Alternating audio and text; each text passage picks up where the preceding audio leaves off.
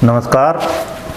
आज हम 9वां सूत्र लेंगे और ये सूत्र मेनली तीसरे, पाँचवें और 7वें सूत्र का सारांश है और आज तक के सभी सूत्रों का समअप करेंगे और एक निर्णय पर पहुंचेंगे।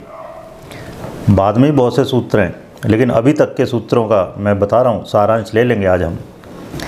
तो ये पहले तो सूत्र डिस्कस करते हैं। सूत्र क्या है? सूत्र है नैसर्गिक अशुभ ग्रह उस भाव के अशुभ फल में वृद्धि करते हैं और शुभ फलों में कमी करते हैं। पहला क्या है इसमें? जिस भाव में वो बैठे हों या जिस भाव को वो देखते हों, बशर्ते कि वो उस भाव के स्वामी ना हों, क्योंकि स्वामी होने पे वो उस भाव के शुभ फलों में वृद्धि करेंगे। लेकिन ये भी मैं बता दूं, नैसर्गिक अशुभ ग्रह अगर अपने भाव में बैठे हैं, अपने भाव को देखते हैं, और दूसरी तरफ नैसर्गिक शुभ ग्रह अपने भाव में बैठे हैं, अपने भाव को देखते हैं, तो दोनों में से प्रेफर उसी को करेंगे हम। वही कुंडली ज़्यादा बली मानी जाएगी जिसमें नैसर्गिक शुभ ग्रह अपने भावों में बैठे हैं या अपने भावों को देखते हैं। अब आइए इसी में दूसरा पार्ट क्या है? वो जिस भाव के स्वामी के साथ बैठे हों या जिस भाव के स्वामी को देखते हों उसका अशुभत्व बढ़ाएंगे। फिर जिस भाव के कारक के साथ बैठे हों या जिस भाव के कारक को देखते हों उसका अशुभत्व बढ़ाएंगे। तो तीन बातें हो गई और मोटा मोटा मेन चीज़ क्या है? भाव। अभी हम भावों की बात कर रहे हैं। तो नैसर्गिक अशुभ ग्रहों को आज हम लेंगे और जो पिछले वाले में हमने टेक्निक यूज़ की थी, एक टेबल बना के बिल्कुल मैथमेटिकल मैनर में समझेंगे और फिर एक निष्कर्ष पर पहुंचेंगे।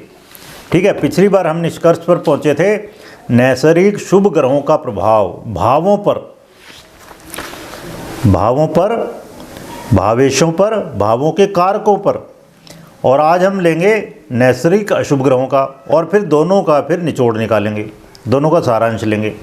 तो वही महात्मा गांधी जी की कुंडली ले लेते हैं। तो इसमें पहली बात तो ये है, नैसर्गिक अशुभ ग्रह किन को ले रहे हैं हम? शनि और मंगल तो नैसर्गिक अशुभ है ही, इनको लेंगे।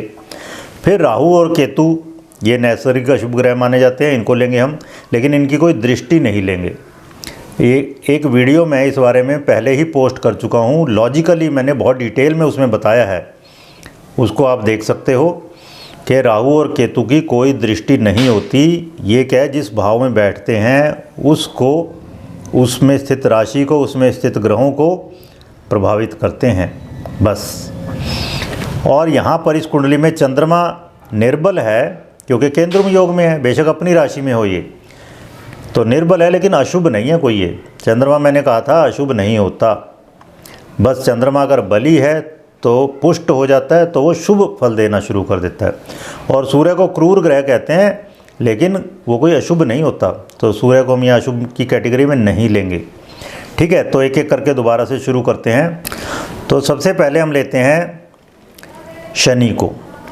शनि दूसरे भाव में स्थित है, तो दूसरे भाव के आगे लिख दिया हमने शनि। तो सूत्र 3 क्या है? भाव। जिस भी भाव में अशुभ ग्रह बैठते हैं उसका अशुभ करेंगे, अशुभ बढ़ाएंगे, शुभ में कमी लाएंगे। तो शनि दूसरे भाव में बैठा है तो दूसरे का अशुभ बढ़ाएगा। शनि ने तीसरी दृष्टि से चौथे भाव को देखा तो उसका अशुभ बढ़ाना चाहिए था, लेकिन वो उसका अपना भाव है इसलिए अशुभ नहीं होगा। ठीक है, शनि ने 7वीं दृष्टि से 8वें भाव को देखा तो 8वें भाव में शनि की राशि नहीं है तो उसका अशुभ बढ़ेगा। तो शनि ने एक नेगेटिव इफेक्ट दे दिया 8वें भाव को। फिर शनि ने 10वीं दृष्टि से देखा 11वें भाव को, वहाँ पर शनि का अशुभ प्रभाव चला जाएगा। ठीक है, अब आ जाइए मंगल। मंगल लगन में बैठा है, उसका अशुभ करेगा। मंगल ने चौथी दृष्टि से चौथे भाव को देखा, उसका अशुभ करेगा। कुछ लोग सोचते हैं कि जी वहाँ मंगल की उच्च की राशि है तो उसका शुभ करेगा, ऐसा कुछ नहीं होता। उच्च नीच की राशि पर जो दृष्टि है वो कोई उच्च नीच की दृष्टि नहीं होती, वो बस नैसर्गिक अशुभ या शुभ की दृष्टि के हिसाब से लेंगे हम।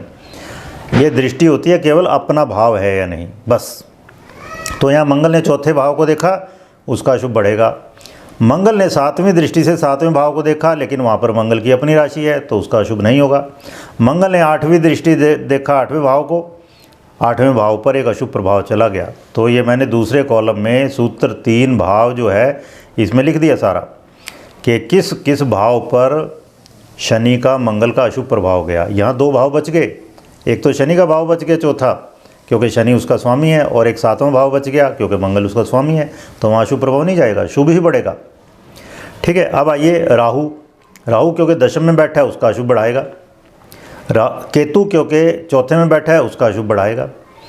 तो ये हो गया हमारा सूत्र 3 भाव, उसका सम टोटल हम यहाँ आपको टेबल में दिखा रहे हैं। अब आइए सूत्र 5 में जो मैंने बातें बताई थी भावेश। अब आप देखिए शनि दूसरे भाव में बैठा है, कोई उसके साथ नहीं है। तीसरी दृष्टि से उसने केतु को देखा, वहाँ केतु किसी भी भाव का स्वामी नहीं होता। फिर शनि ने देखा 7वीं दृष्टि से 8वें भाव को, वहाँ कोई ग्रह नहीं है। शनि ने 10वीं दृष्टि से देखा 11वें भाव को, वहाँ कोई ग्रह नहीं है। तो इस हिसाब से शनि का शुभ प्रभाव बच गया, क्योंकि उसकी दृष्टि में कोई भावेश आया ही नहीं। लेकिन अब आइए मंगल बैठा है बुध और शुक्र के साथ। ठीक है।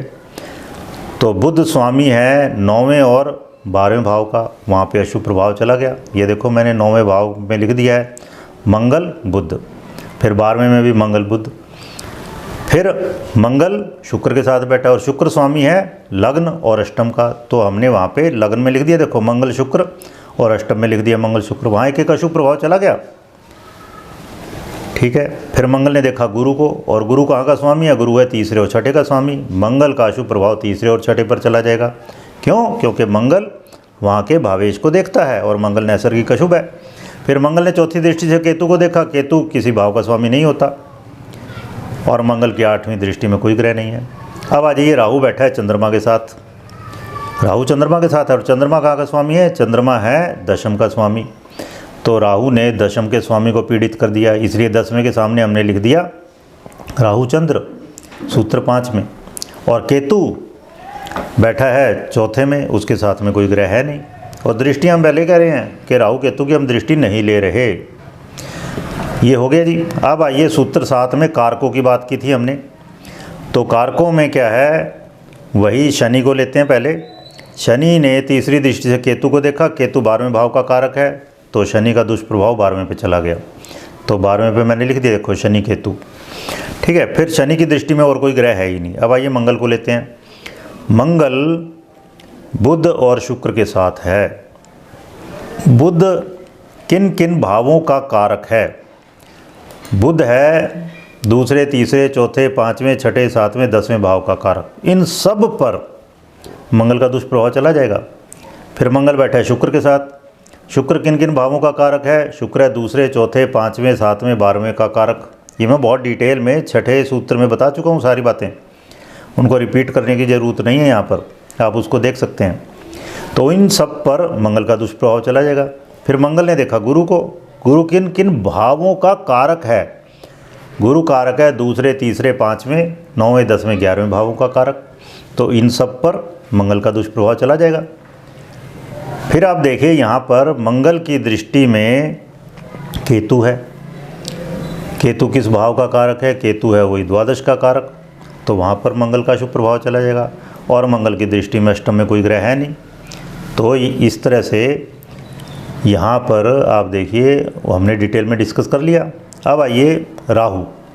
राहु बैठा है चंद्रमा के साथ, और चंद्रमा कारक है चौथे भाव का। तो चौथे भाव पर राहु का दुष्प्रभाव चला जाएगा इस तरह से, दृष्टि से नहीं, क्योंकि चौथे भाव का कारक चंद्रमा है और राहु उसके साथ स्थित है, इसलिए राहु का दुष्प्रभाव चौथे भाव पर चला जाएगा। और केतु के साथ में कोई ग्रह बैठा नहीं है, तो वहाँ दुष्प्रभाव जाने का कोई मतलब नहीं है। ठीक है जी। अब आइए, ये मैंने सारा का सारा यहाँ डिटेल में लिख दिया, और फिर हमने इसका सम टोटल कर दिया। तो पहले भाव में आप देखो कुल दुष्प्रभाव कितने हुए? 2। ठीक है। इस तरह चौथे भाव पर शनि का अशुभ प्रभाव नहीं है, क्योंकि शनि वहाँ का स्वामी होकर देखता है, लेकिन मंगल का दुष्प्रभाव है, केतु का दुष्प्रभाव है, और फिर कारक के हिसाब से 3 दुष्प्रभाव है, तो टोटल हो गए 5। इस तरह ये सारे हमने दुष्प्रभाव यहाँ पर लिख दिए। ठीक है। अष्टम में आप देखो दुष्प्रभाव कितने आ रहे हैं? 3। मंगल और शनि दोनों की दृष्टि है, दोनों में से कोई वहाँ का स्वामी नहीं है। ठीक है। और फिर मंगल शुक्र के साथ बैठा है जो वहाँ का स्वामी है, इस कारण तो 3 दुष्प्रभाव टोटल अष्टम भाव पर हुए, तो सभी के हमने यहाँ दुष्प्रभाव लिख दिए। ठीक है, अब हम क्या कर रहे हैं, दोनों को कंबाइन कर रहे हैं। पिछली वीडियो में जो मैंने कुल शुभ प्रभाव कैलकुलेट किए थे, सारी एनालिसिस करके, पूरा विश्लेषण करके कुल शुभ प्रभाव हमने कैलकुलेट किए थे, वो मैंने यहाँ दूसरे कॉलम में लिख दिए हैं। जिस तरह अब 7वें भाव पर मैक्सिमम 14 शुभ प्रभाव थे और तीसरे भाव पर 11 शुभ प्रभाव थे। कम से कम आप देखो 8वें भाव पर 2 शुभ प्रभाव थे। इस तरह से सारे लिख रखे हैं यहाँ पर। और यहाँ तीसरे कॉलम में अब जो अभी कैलकुलेट किया हमने कुल अशुभ प्रभाव यहाँ लिख दिए हैं। तो अब साधक बाधक पद्धति का प्रयोग करेंगे। साधक बाधक पद्धति क्या होती है? साधक यानी कि पॉजिटिव पॉइंट्स कितने हैं, शुभ बातें कितनी हैं, बाधक का मतलब है नेगेटिव पॉइंट्स कितने हैं, अशुभ बातें कितनी हैं। तो शुभ में से अशुभ घटा देंगे। तो आप देखो शुभ प्रभाव पहले भाव पर थे 6 और अशुभ प्रभाव थे 2, तो कुल मिला के बच कितने गए? 4। तो 4 शुभ प्रभाव हैं लग्न पर। और 7वें पर अगर लें तो कुल शुभ प्रभाव 7वें पर थे 14 और अशुभ प्रभाव 2, तो कुल शुभ प्रभाव बच गए 12। ठीक है, आप देखो अब सभी में देखोगे आप 8वें भाव पर 2 शुभ प्रभाव थे, अशुभ हो गए 3। तो केवल एक 8वां भाव ऐसा है जिसमें -1 पॉइंट है, मतलब अशुभ प्रभाव ज़्यादा है, शुभ प्रभाव कम है। और अष्टमेश अष्टम को देखता भी नहीं है। तो यहाँ ये देखिए, इसलिए मैंने और ज़्यादा डिटेल करने के लिए सूत्र 1 स्वामी इस तरह लिख दिया ना यहाँ पर लास्ट कॉलम में। मतलब पहले और 10वें भाव का स्वामी बैठे हैं अपने अपने भाव में, और तीसरे का, चौथे का और 7वें भाव का स्वामी अपने अपने भाव को देखते हैं। तो अष्टम का स्वामी ना तो उसको देखता, और अष्टम पे 2 सबसे अशुभ ग्रह उनका प्रभाव है। और अष्टम से रिलेटेड मैं बहुत सारी बातें बता चुका हूँ, जो पिछली वीडियोज़ में मैंने डिस्कस की। उनके ब्रह्मचर्य के प्रयोग जिस पर बहुत सी उंगलियाँ उठ रही हैं अभी भी, बहुत से लोग उनसे रुष्ट हो गए थे उस वक्त भी। ठीक है, तो ये अष्टम का दुष्प्रभाव साफ साफ आ रहा है। तो इस तरह से आपने किसी भी होरोस्कोप में एनालिसिस करनी है कि शुभ ग्रहों का कितना प्रभाव पड़ रहा है और अशुभ ग्रहों का कितना प्रभाव पड़ रहा है। तो इस तरह से आप हर एक होरोस्कोप को जो भी आप विश्लेषण करोगे, उसके बारे में प्रेडिक्शन करनी है, उसके बारे में एनालिसिस करिए और अटैच नहीं होना है। कई लोग क्या सोचते हैं अच्छा ही अच्छा देखना है उसमें, और बुरे को इग्नोर कर देते हैं। कोई नेगेटिव पॉइंट आ रहा है, अशुभ का प्रभाव आ रहा है, उसको देखते ही नहीं। और कुछ लोग केवल शुभ शुभ देखते हैं। दोनों ही बायस्ड हैं, ये ठीक नहीं है। तो इसलिए ये कहा जाता है ज्योतिष में अपनी कुंडली नहीं देखनी चाहिए या अपने सगे संबंधियों की नहीं देखनी चाहिए, क्योंकि हम उनका बुरा सोच ही नहीं सकते, उनके बारे में बुरा देख ही नहीं सकते। तो हमारी दृष्टि जो है सम्यक दृष्टि नहीं होती ऐसे मामलों में। हम जो जो देखना चाहते हैं वो देख लेते हैं, बस उसमें अच्छा अच्छा देख लेते हैं, बुरे बुरे को इग्नोर कर देते हैं। और जो हमारे शत्रु हैं, जिनको हम बिल्कुल पसंद नहीं करते, तो उनकी हम बुरी बुरी चीज़ें देख लेते हैं।